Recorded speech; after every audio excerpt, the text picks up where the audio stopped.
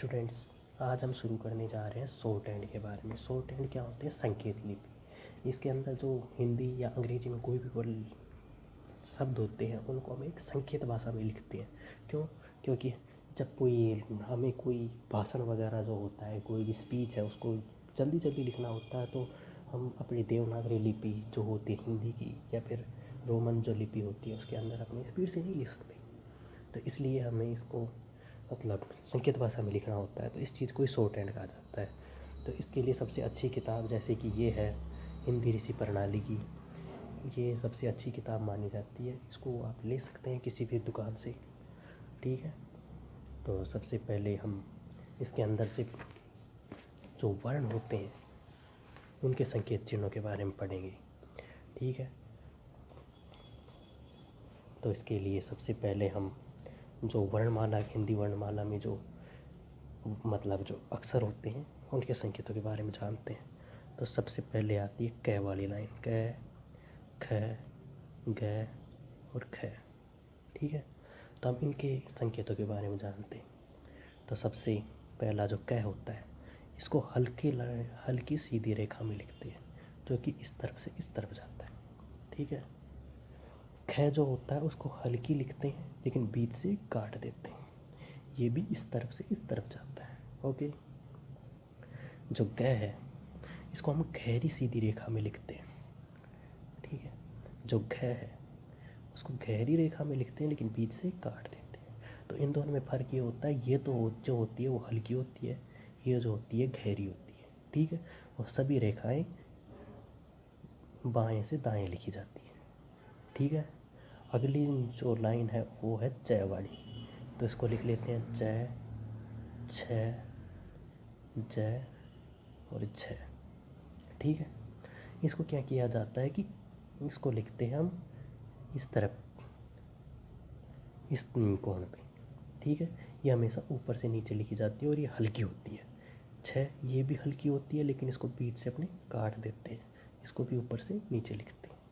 ज जो होती है वो गहरी होती है, ठीक है, और ये भी ऊपर से नीचे होती है।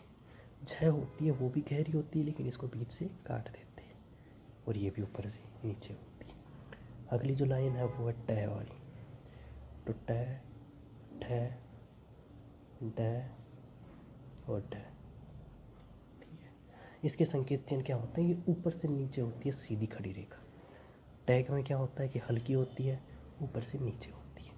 ठ ये भी हल्की होती है लेकिन इसको बीच से काटा जाता है और ये ऊपर से नीचे होती है। जो ड होती है वो गहरी होती है और ऊपर से नीचे होती है। ड भी गहरी होती है लेकिन इसको बीच से काटा जाता है और ये ऊपर से नीचे होती है। तो ये और फिर जो अगली लाइन है वो है तय वाली।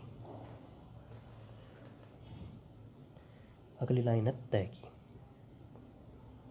त, थ, द और थ, ठीक है। अब इसके अंदर दो चिन्हों का प्रयोग किया जाता है और कब किस चिन्ह का प्रयोग करना है ये हम आगे वाले लेसनों में देखेंगे। तो तय के लिए क्या करते हैं हम? एक तो ये वाले चिन्ह का प्रयोग करते हैं, एक इस चिन्ह का प्रयोग करते हैं, ठीक है। ये हमेशा ऊपर इस तरह से होंगे, ठीक है, मतलब ये ऊपर से नीचे लिखे जाएंगे। जो ये होते होंगे हल्के, ठीक है। दोनों एक साथ नहीं करने, अलग अलग करने, और किस तरह से करेंगे वो हम बाद में देखेंगे, ठीक है। थ जो होगा वो भी इस तरह से होगा लेकिन इसको बीच से काटा जाएगा, ये दोनों हल्के होंगे। जो द होगा वो गहरा होगा, गहरे का मतलब है जोर दे के लिखना, ठीक है। और ध जो होगा वो भी गहरा होगा लेकिन बीच से इस तरह से काटा जाएगा, ठीक है। अगली जो लाइन है प, भ, ब और भ, ठीक है। अब इसको क्या करते हैं, मतलब इसमें ट वाली लाइन हमने क की सीधी लिखी थी, जैसे कि ये देखो क वाली लाइन हमने सीधी लिखी है, च वाली इस तरह की, ट। अब जो प की लाइन जो होगी वो मतलब इस तरह से घूम जाएगी, ये होगी हल्की, ठीक है। जो फ होगा वो भी हल्का होगा लेकिन बीच से कटा होगा, ठीक है। ब होगा गहरा होगा, गहरे का मतलब है जोड़ दे के लिखना किसी भी चीज़ को। और भय जो होगा वो भी गहरा होगा लेकिन बीच से कटा होगा। ठीक है, ये हो गए सीधी लाइन वाले और तय की लाइन। अब अगली जो लाइन है वो है ये की लाइन।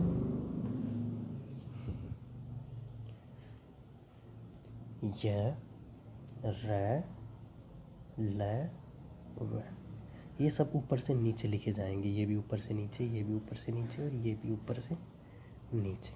ठीक है, अब जो यह की लाइन है वो होगी इस तरह से, ये घुमाव देके, मतलब ये घुमाव देके सीधी जाएगी। ठीक है, और इसको लिखा जाएगा ऊपर से, मतलब यहाँ से घुमा के इसको इस तरह से लिखा जाएगा।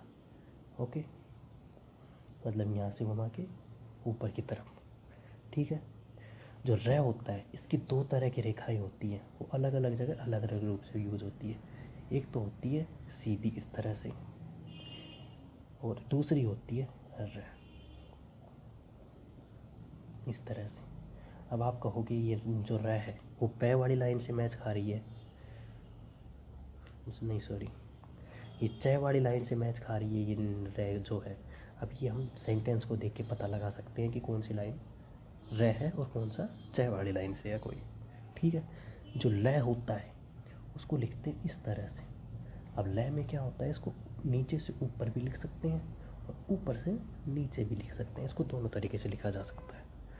ठीक है, और जो वह होगा वो यह की तरह होता है, लेकिन यह इस तरह से घूमता है, लेकिन वह इस तरह से घूमेगा। ठीक है, अगली जो लाइन है वो स वाली है। अब से अलग तीन तरह के होते हैं, लेकिन हमें तो सिंप्लीफाई करना है, हर चीज़ को शॉर्ट में लिखना है, तो इसलिए से को मतलब इसी से हम तीनों से को पहचान सकते हैं। ठीक है, अगला जो कि इस तरह से जो लिखा जाएगा, मतलब इसके दो निशान होते हैं, एक तो इस तरह से, एक इस तरह से। तय वाली लाइन में क्या था कि मतलब वो पूरे ब्रैकेट के जैसे था, ये ऊपर से सीधा होता है, नीचे आके घूमता है। ठीक है, और ये दोनों ऊपर से नीचे लिखे जाएंगे। ठीक है, और जो र था ये ऊपर से, ये तो नीचे से ऊपर और ये ऊपर से नीचे, और ये तो ठीक है इस तरह से लिखा जाएगा, कोई दिक्कत नहीं होनी चाहिए आपको। ठीक है, जो अगला लेटर है वो है। ठीक है बहुत सिंपल चीज़ है, ये है इस तरह से लिखा जाएगा। ठीक है, और है दो तरह से लिखा जा सकता है, एक है इस तरह से भी लिखा जा सकता है। ठीक है, ये लिखा जाएगा ऊपर से नीचे और ये लिखा जाएगा नीचे से ऊपर। किस तरह ये भी किस समय कौन सा यूज करना है, इसके लिए मतलब आपको आगे वाले लेसनों में पता लग जाएगा। ठीक है, अगला जो लेटर है वो है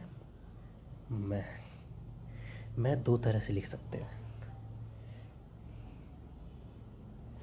एक तो मैं लिख सकते हैं इस तरह से मैं आडा, या फिर इसको सीधा करना है तो वो बीच में से काट देंगे। जो अगला लेटर होता है न, वो इसी के साथ बता देते हैं हम आगे ऊपर छोड़ दिया था हमने, क्यों, क्योंकि ये दोनों सेम से होते हैं इसलिए आपको बता रहे। मैं यहाँ पे उल्टा है तो इसको ये मतलब जो सुल्टा होगा,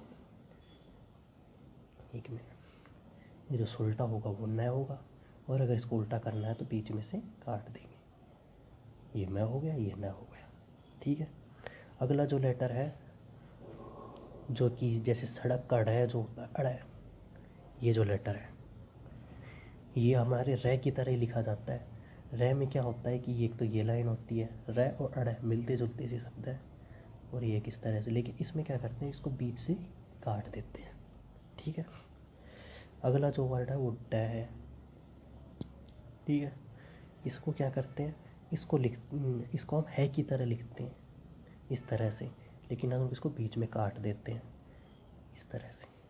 ये तो ऊपर से नीचे, ये नीचे से ऊपर लिखा जाएगा, ये ऊपर से नीचे लिखा जाएगा, ये इस तरह से और ये इस तरह से। ठीक है, जो अगला जो वर्ड हो गया जो बचा अण है, कै वाली लाइन में जो अण आता है वो। ठीक है, इसको आप किस तरह से लिख सकते हैं, गहरा करो इसको, न वाले न जैसे लिखा था, और ये लिखा जाएगा इस तरफ से इस तरफ। ओके, तो आज की क्लास में बस इतना ही, बाकी अगली क्लास में देखेंगे। Thank you.